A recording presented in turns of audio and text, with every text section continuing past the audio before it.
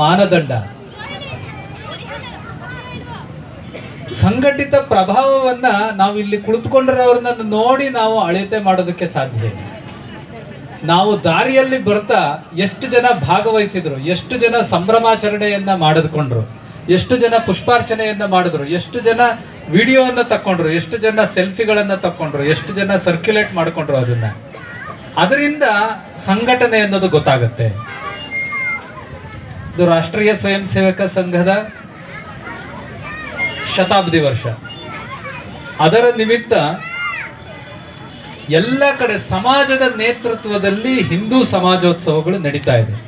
ಅಂದ್ರೆ ಸಮಾಜ ಸಂಘಟಿತ ಆಗೋದರಲ್ಲಿ ಯಶಸ್ವಿಯಾಗಿದೆ. ಅದನ್ನ ಸಮಾಜವೇ ಅದನ್ನ ತೋರಿಸ್ಬೇಕು ಅನ್ನೋ ದೃಷ್ಟಿಯಿಂದ ಮಾಡ್ತಾ ಇರುವಂತ ಕಾರ್ಯಕ್ರಮ. ಹಾಗಾದ್ರೆ ಸಮಾಜ ಹೇಗೆ ಸಂಘಟಿತ ಆಗುತ್ತೆ? ಸಂಘಟಿತ ಆಗ್ಬಿಟ್ರೆ ಏನಾಗ್ಬಿಡುತ್ತೆ? ನಾವ್ ಯಾಕೆ ಸಂಘಟಿತರಾಗಬೇಕು? 100 ವರ್ಷಗಳ ಮುಂಚೆ ಯಾರು ನಾನು ಹಿಂದೂ ಅಂತ ಗುರುತಿಸ್ಕೊಂಡಿರೋಂಥವ್ರು ಬಹಳ ಕಡಿಮೆ ಜನ ಇದ್ರು. ಯಾರಾದ್ರೂ ಕೇಳಿದ್ರೆ ಜಾತಿಯ ಹೆಸರು ಹೇಳ್ತಾ ಇದ್ರು. ನೀನು ಯಾರು ಅಂದ್ರೆ ಆ ಜಾತಿಯ ಹೆಸರು ಹೇಳ್ತಾ ಇದ್ರು. ಆದ್ರೆ ಇವತ್ತು ನಾನು ಹಿಂದೂ ಅಂತ ಗುರುತಿಸ್ಕೊಳ್ಳೋರ ಸಂಖ್ಯೆ ಹೆಚ್ಚಾಗಿದೆ. ಸ್ವಾಮಿ ವಿವೇಕಾನಂದರು ಹೇಳ್ತಿದ್ರು, ಗರ್ಜಿಸಿ ಹೇಳು ನಾನೊಬ್ಬ ಹಿಂದೂ.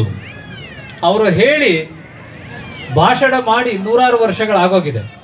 ಆದ್ರೆ ಇವತ್ತು ಸಮಾಜಕ್ಕೆ ಶಕ್ತಿ ಬರ್ತಾ ಇದೆ. ಅದು ಇವತ್ತು ಹೇಳ್ತಾ ಇದೆ. ಹೇಳಿದ್ರೆ ಸಾಕು ಘರ್ಜನೆ ಆಗ್ತಾ ಇದೆ. ಅವತ್ತು ಗರ್ಜಿಸಿ ಹೇಳಬೇಕಾಗಿತ್ತು, ಇವತ್ತು ಹೇಳಿದ್ರೇನೆ ಘರ್ಜನೆ ಆಗುತ್ತೆ. ಆ ರೀತಿ ಸಂಘಟಿತ ಪ್ರಯತ್ನ ಇಡೀ ದೇಶದಲ್ಲಿ ಆಗಿದೆ ಅನ್ನೋದಕ್ಕೆ ಇದೇ ಸಾಕ್ಷಿ. ನಾವೆಲ್ಲರೂ ಗಮನಿಸ್ತೀವಿ, ಯಾವಾಗ ಹಿಂದೂ ಸಂಘಟಿತವಾಗಿ ನಿಂತ್ಕೊಳ್ಳುತ್ತೋ ಅವಾಗ ಭಾರತ ದೇಶದ ಸುತ್ತಮುತ್ತ ಇರುವಂತ ಚಿಕ್ಕ ಪುಟ್ಟ ರಾಷ್ಟ್ರಗಳು ಹೇಳುತ್ತೆ ನಾನು ಭಾರತೀಯ ಸಂಸ್ಕೃತಿನೇ ಅಂತ ಹೇಳುತ್ತೆ. ಪಕ್ಕದಲ್ಲಿರೋ ಥೈಲ್ಯಾಂಡ್ ಹೇಳುತ್ತೆ ನಮ್ಮಲ್ಲಿರುವಂತ ಅನೇಕ ಶಬ್ದಗಳೆಲ್ಲ ಸಂಸ್ಕೃತದಿಂದ ಬಂದಿದ್ದು ಅಂತ ಹೇಳುತ್ತೆ. ಬರ್ಮಾ ದೇಶ ಹೇಳುತ್ತೆ ಹೌದು ನಮ್ದು ಭಾರತೀಯ ಸಂಸ್ಕೃತಿ ಅಂತ ಹೇಳುತ್ತೆ. ಭೂತಾನ್ ಹೇಳುತ್ತೆ ನಾವು ಹೋದಾಗ ಕಳಸ ಹಿಡಿದು ಸ್ವಾಗತ ಮಾಡ್ಕೊಳ್ಳೋದಕ್ಕೆ ನಿಂತ್ಕೊಳ್ಳುತ್ತೆ. ಟ್ರಿನಿಡಾಡ್ ದೇಶ ಹೇಳುತ್ತೆ. ಇಲ್ಲಿ ಮಾರಿಷಸ್ ಹೇಳುತ್ತೆ ಮಾರಿಷಸ್ ಇಂದ ಸಾಂಸ್ಕೃತಿಕ ರಾಯಭಾರಿಗಳು ಬಂದು ಇಲ್ಲಿಂದ ಕಲ್ತ್ಕೊಂಡು ಹೋಗ್ತಾರೆ. ಆ ರೀತಿ ಹಿಂದೂ ಸಮಾಜ ಯಾವಾಗ ಸಂಘಟಿತವಾಯ್ತೋ ಅವಾಗ ಸುತ್ತಮುತ್ತಲ ರಾಷ್ಟ್ರಗಳಿಗೂ ಚಿಕ್ಕ ಚಿಕ್ಕ ದೇಶಗಳಿಗೂ ಸಹ ಶಕ್ತಿ ಬಂದ್ಬಿಡುತ್ತೆ. ನಮ್ಮ ದೇಶಕ್ಕೆ ಮಾತ್ರ ಆ ರೀತಿ ನಮ್ಮ ದೇಶಕ್ಕೆ ಶಕ್ತಿ ಬಂದಿದೆ. ಅದೆಲ್ಲೆಲ್ಲ ಗೊತ್ತಾಗುತ್ತೆ. ಇವತ್ತು ಹಿಂದೂ ಪರಂಪರೆ, ಹಿಂದೂ ಸಂಸ್ಕೃತಿ, ಹಿಂದೂ ಸಭ್ಯತೆ, ಹಿಂದುವಿನ ರೀತಿ ನೀತಿ ಅನ್ನೋದು ಸಮಾಜದ ಎಲ್ಲ ಕ್ಷೇತ್ರಗಳಿಗೂ ಹರಡಿದೆ. ಇಂಥ ಕ್ಷೇತ್ರದಲ್ಲಿ ಹಿಂದುವಿನ ಪರಂಪರೆಯ ಸೊಗಡು ಇಲ್ಲ ಅಂತ ಹೇಳೋದಕ್ಕಾಗಲ್ಲ. ಎಲ್ಲ ಕಡೆನೂ ನೆರೆದಿರುತ್ತೆ.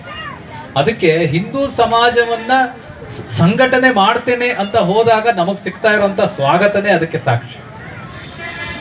ರಾಮ ಮಂದಿರ ಅದರ ಉದ್ಘಾಟನೆ ನಡೆದಾಗ ಅನೇಕ ಕಡೆ ಸ್ವಾಗತ ಹೇಗೆ ಸಿಕ್ತೋ ಅದೇ ರೀತಿ ನಾವೆಲ್ಲ ಕಡೆ ಹಿಂದೂ ಸಮಾಜೋತ್ಸವವನ್ನ ಮಾಡೋದಕ್ಕೆ ಹೊರಟಾಗ ರಾಜ್ಯದಾದ್ಯಂತ ಸಿಗ್ತಾ ಇರುವಂತ ಸ್ವಾಗತನೇ ಅದಕ್ಕೆ ಸಾಕ್ಷಿ.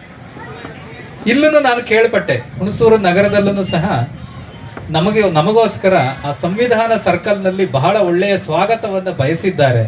ಅದನ್ನ ನಾವು ಸ್ವೀಕಾರ ಮಾಡಿದೀವಿ, ಇನ್ನು ಮುಂದಕ್ಕೂ ತಗೊಂಡು ಹೋಗ್ತೀವಿ ಅಂತ ಹೇಳಿ ನಾನು ಹೇಳಲಿಕ್ಕೆ ಬಯಸ್ತೇನೆ. ಅದು ನಮಗೆ ಸಿಕ್ಕಿರುವಂತ ಸ್ವಾಗತ ಅಂತಾನೆ ನಾವು ಕೇಳ್ತೀವಿ. ಸ್ವಾಗತ ಸಿಕ್ಕಿದೆ, ಭವ್ಯವಾಗಿದೆ.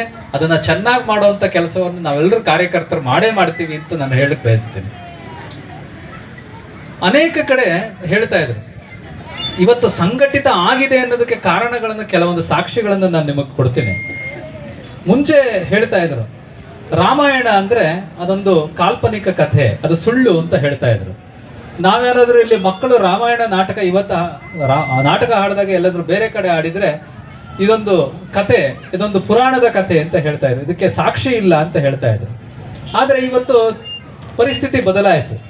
25 ವರ್ಷಗಳಿಂದ ಯಾವಾಗ ಟೆಕ್ನಾಲಜಿಗೆ ಬೆಲೆ ಬರೋದಕ್ಕೆ ಪ್ರಾರಂಭ ಆಯ್ತು, ಯಾರು ಇತಿಹಾಸವನ್ನ ನಿಜವಾಗಿ ಒಪ್ಪೋದಕ್ಕೆ ಪ್ರಾರಂಭ ಮಾಡ್ಕೊಂಡ್ರೋ ಅವಾಗ ಅದರ ಚಿತ್ರಣನೇ ಬದಲಾಗಿದ್ದನ್ನು ನಾವು ನೋಡ್ತೀವಿ. ಇತ್ತೀಚೆಗೆ ಕೆಲವೊಂದು ರಿಸರ್ಚ್ ಬಂತು. ಅದೇನು ಹೇಳುತ್ತೆ ಅಂದ್ರೆ plants and animal diversities in Ramayana ಅಂತ ಹೇಳಿ ರಿಸರ್ಚ್ ಪೇಪರ್ ಬಂತು. ತಮಿಳುನಾಡಿನ ನಂದಿತಾ ಕೃಷ್ಣ ಅವರು ಅದನ್ನ ರಿಸರ್ಚ್ ಮಾಡಿದ್ರು. ಅವ್ರು ಬರೆದಿದ್ದೇನು ಅಂದ್ರೆ ರಾಮಾಯಣ, ವಾಲ್ಮೀಕಿ ಮಹರ್ಷಿಗಳು ರಾಮಾಯಣ ಬರೆದ್ರಲ್ಲ, ಆ ಸಂದರ್ಭದಲ್ಲಿ ಯಾವಾಗ ಪ್ರಾಣಿ ಪ್ರಭೇದಗಳು, ಸಸ್ಯ ಪ್ರಭೇದಗಳು ರಾಮ ಓಡಾಡಿದಂತ ದಾರಿಯಲ್ಲಿ ಅವರು ಓಡಾಟ ಮಾಡಿ ಸಂಶೋಧನೆ ಮಾಡಿ ಪುಸ್ತಕವನ್ನ ಬರೆದರು, animal diversities in Ramayana, plants and animal diversities in Ramayana. ಆಗ ಚಿತ್ರಣ ಬದಲಾಯಿತು. ವಾಲ್ಮೀಕಿ ರಾಮಾಯಣದಲ್ಲಿ ಯಾವ ಯಾವ ಪ್ರಾಣಿಗಳು, ಪಕ್ಷಿಗಳು ಮತ್ತು ಸಸ್ಯ ಪ್ರಭೇದಗಳ ಉಲ್ಲೇಖ ಇತ್ತು, ಯಾವ ಯಾವ ದಾರಿಯಲ್ಲಿ, ಅದೇ ರೀತಿ ಈಗಲೂ ಅದೇ ಇರೋದನ್ನ ತೋರಿಸ್ಕೊಟ್ರು ಅವರು. ಆಗ ಏನಾಯ್ತು, ನಮ್ಗೆ ಯಾರ್ಯಾರು ರಾಮನೇ ಇರಲಿಲ್ಲ ಅಂತ ಹೇಳ್ತಾ ಇದ್ರು ಅವರೆಲ್ಲರೂ ಟರ್ನ್ ಆಗಿ ರಾವಣ ನಮ್ಮ ಹೀರೋ ಅಂತ ಹೇಳೋದಕ್ಕೆ ಪ್ರಾರಂಭ ಮಾಡಿಕೊಂಡು ಅವರ ಪರದೆ ಅವ್ರ ಎದುರುಗಡೆನೆ ಕಳಚಿ ಬೀಳ್ತು ಅಂತ ಹೇಳಿದ್ರೆ, ಇನ್ನು ಒಂದು ಏಜ್ ಆಫ್ ರಾಮಾಯಣ ಅಂತ ಒಂದು ರಿಸರ್ಚ್ ಬಂತು.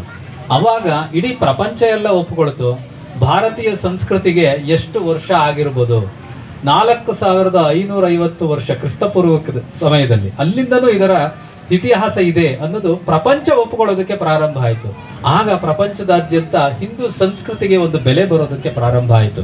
ಇದು ಭಾರತದಲ್ಲಿ ಹಿಂದೂ ಸಂಘಟಿತ ಆಗ್ತಾ ಇದ್ದಾನೆ ಅನ್ನೋದಕ್ಕೆ ಸಾಕ್ಷಿ ರೂಪದಲ್ಲಿ ಎಲ್ಲ ರೀತಿನೂ ಕಂಡುಕೊಂಡು ಬರುತ್ತೆ.